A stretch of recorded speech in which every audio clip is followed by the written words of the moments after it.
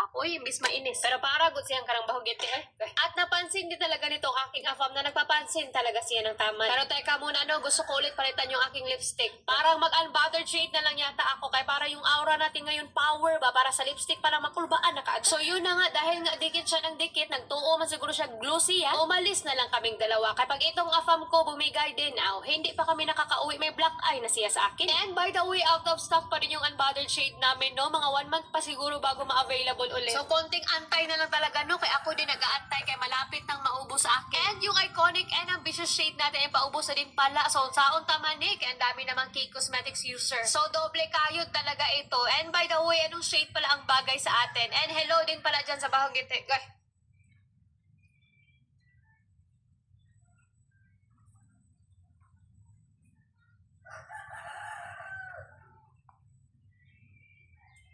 Sas, kaya mag-date man daw kami ng aking afam. At sinubukan ko nga itong messy hair.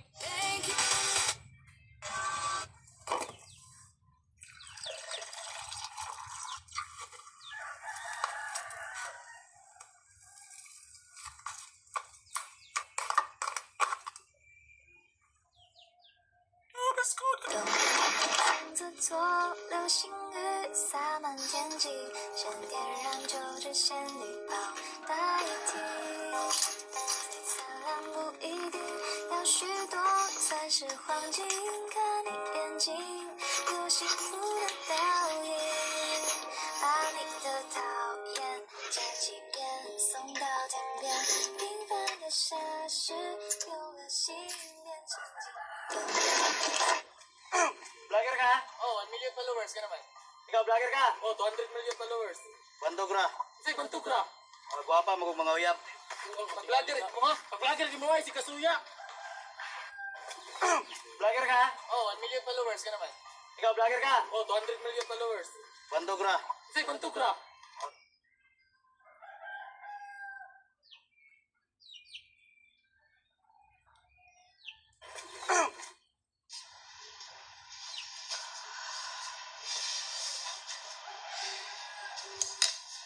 Tanga, paano pag ano to?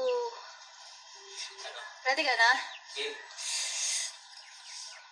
Hala! Buntis ka?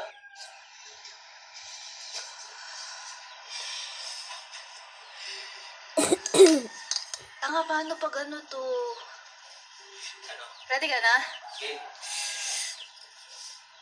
Hala! Buntis ka? Kaon ka na kitlab?